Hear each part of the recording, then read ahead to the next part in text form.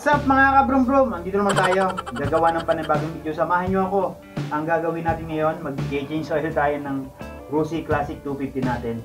Para magkaroon ng idea sa mga beginner dyan na may motor na Classic 250 kung paano mag-change oil o DIY. Kung magbabala kayo, dito sa video to, malalaman nyo kung paano mag-change oil ng Rossi Classic 250 sa may mga motor. Ano yung dapat i-consider natin pag bibili tayo ng langis na nararapat sa motor natin?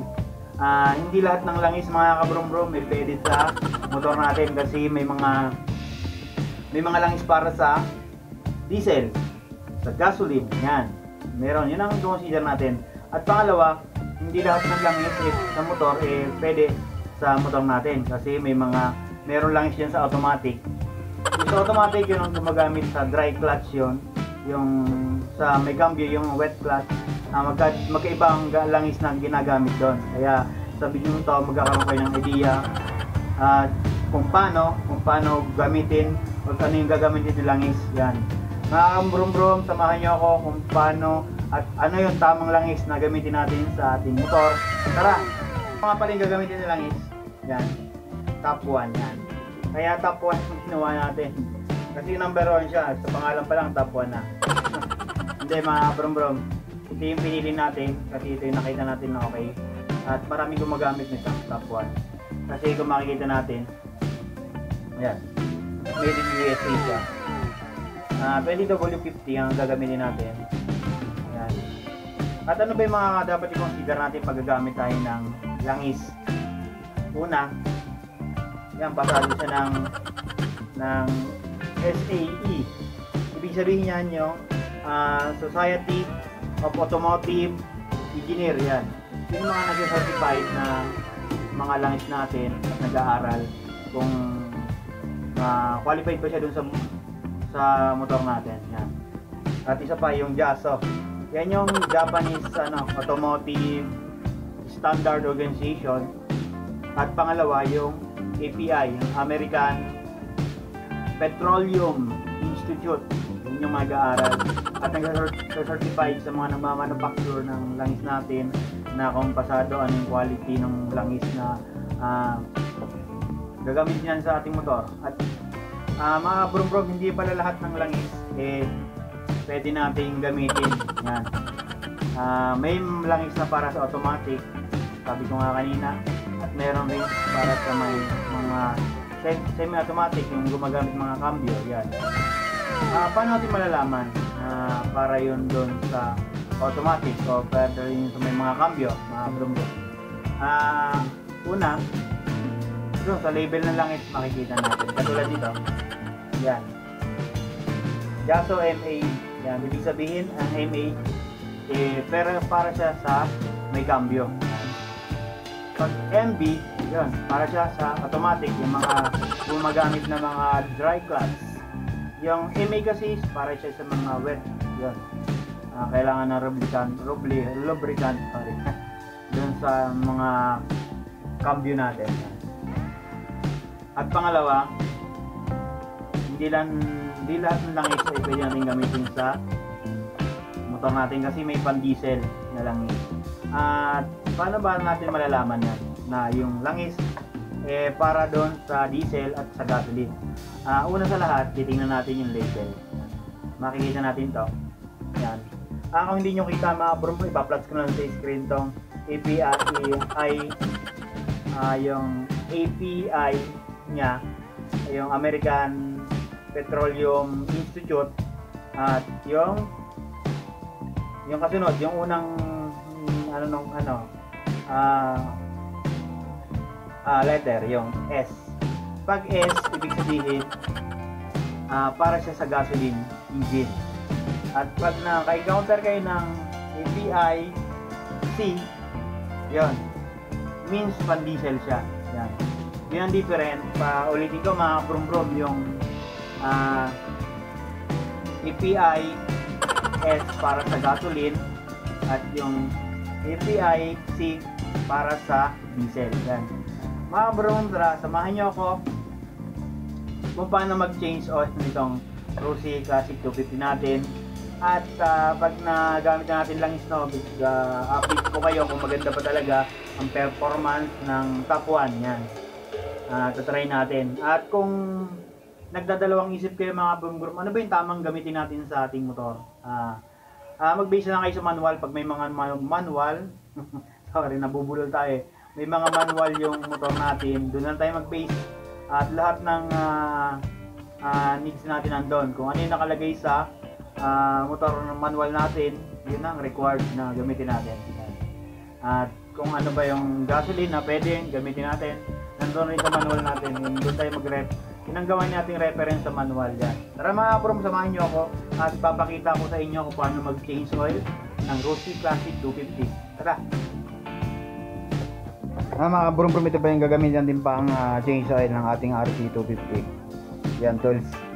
Magamit tayo ng 24, malaki kasi yung thread ng cap ng oil cap natin sa baba, kaya itong gagamitin natin. And then yan 2 liters ng top 1. Wala kasi nabibili siya na 800 ml, kaya itong bibili natin. Yung matitira i-stock lang natin, lalagyan natin sa lagayan at i-seal natin para next change oil magagamit pa tayo. Ito. And then itong imbudo, yan, gamit natin pag isalin tayo na langis para hindi tayo mahirapan. Pangalawa itong pang sahod, yan, itong gagamit natin. Yan. Tara mga brum, simulan natin to. Yan mga brum, patang yan.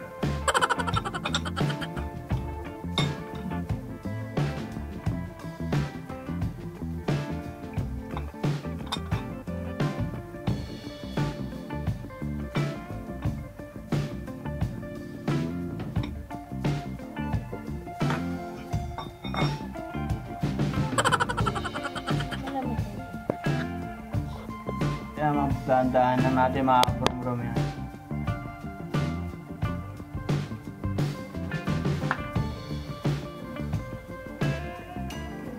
Yan. Huwag natin biglayin, baka mahulog yung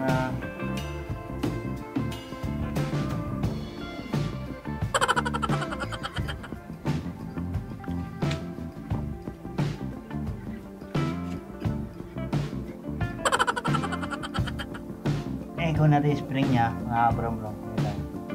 Oop. Yan.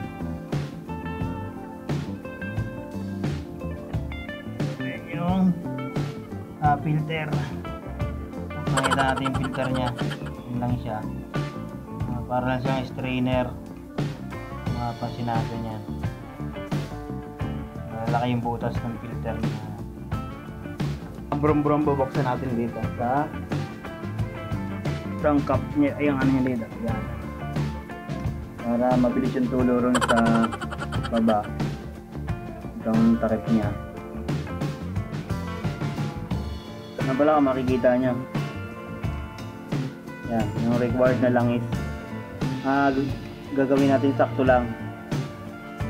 Pangit din kasi sobrang sa langis, bago magkaroon tayo ng problema. Yan, ito yung required niya 1.3, kaya bilhin natin na lang siya 2 liters. Yung the rest noon gagamitin na itatago na natin para next change oil natin. Ang bibilis lang natin ni 1 liter na lang yon, dahil may sobrang tayong langis na para sa 0.3, 0.3 para maging 1.3 siya. Yan mga kabrum, yan, tapos na natin. Linisan natin yung cup niya. Ito. Linisan natin para walang dumi. Ito ang filter. Ito yung filter niya para lang strainer ng gata. Kita niyo.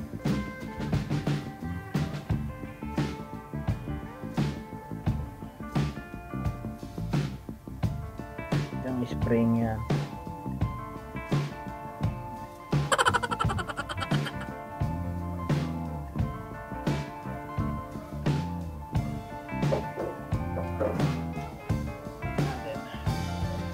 Tagilin natin ang bed.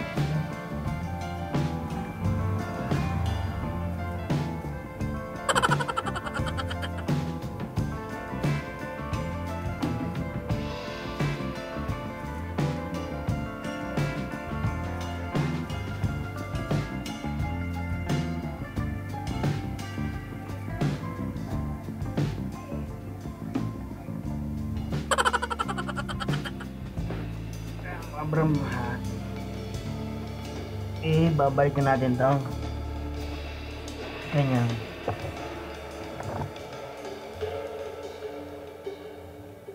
Yan. Stringer. Yan, sunod natin to.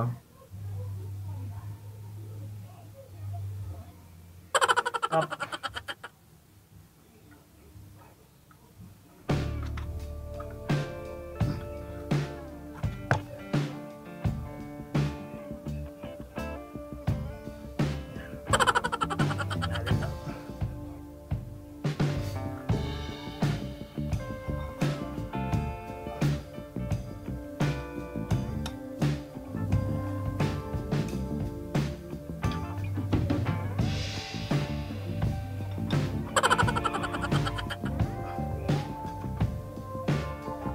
No, huwag natin hipitan masyado para nag-change oil, hindi tayo mahirapan.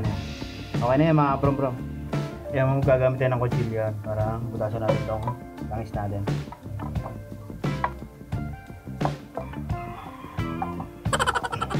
Yan.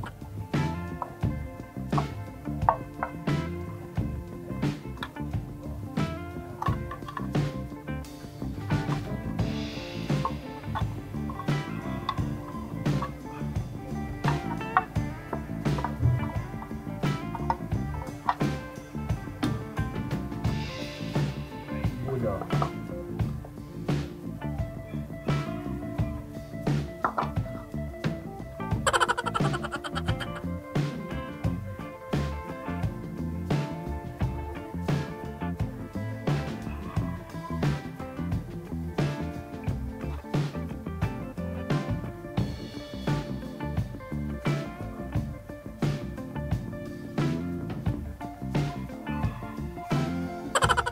Ito natin ibang kulay ng ang langis niya para siyang purple.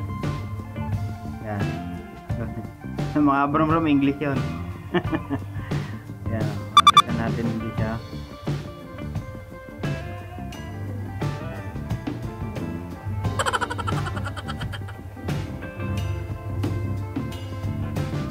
One liter nga pala to. Mamaya tatakayin natin siya para dun sa additional na 0.3. Yan, para maging 1.3 siya. 300 ml idadagdag natin. Yun nga, sabi ko nga yung tira para next change oil, isa lang bibili natin. Yan. Wala kasi nabibiling mga 800 ml nito at wala rin nabibiling tingi. Yan, itong gagamitin natin.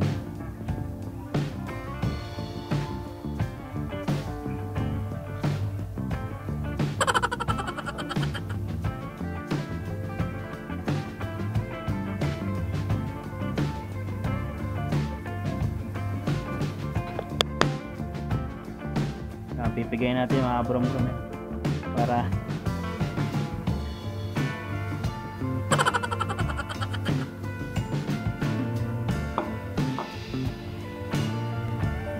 mga bro, ito ang gagamitin natin doon sa 300 ml nya.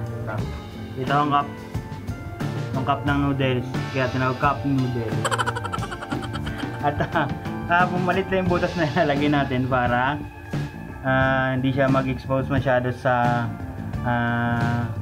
yun, sa air. Yan. Mali. Mga bro, kailan kayo matatapos dito ganito kaliit yung putak niya na at lalaki natin nonte. Yan. Ito mga bro, yung another 300 ml para maging 1.3 siya. Tandaan lang.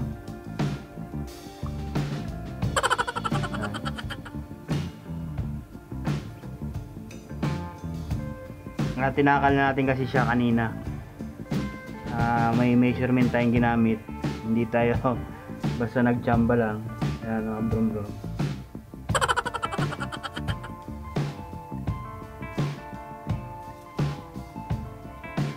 Yan mga bro, tapos na tayo sa salin yung langis natin. Tanggalin natin to, and then kunin natin tong cup niya. Linisin lang natin.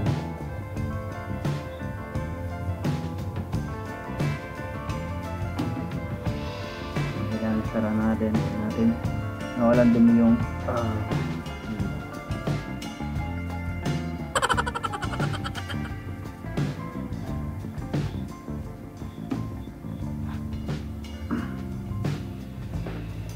pinagin na konti. Huwag lang masyadong kahit. Okay na yun. Start na natin. Try natin ang bram-bram.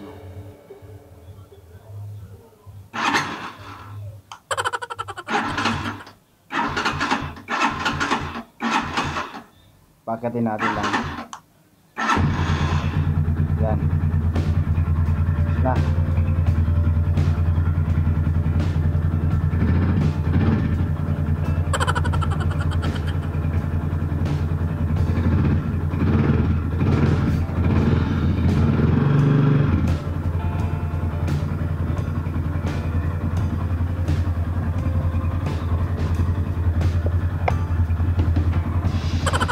Kaya mga brom-brom, hanggang dito na lang yung vlog natin. At sana may natutunan kayo sa video to. At don't forget to subscribe mga brom-brom, at sa mga riders dyan at nagra-rides, laging ingat sa kalsada. Ride safe, hanggang dito lang. Thank you.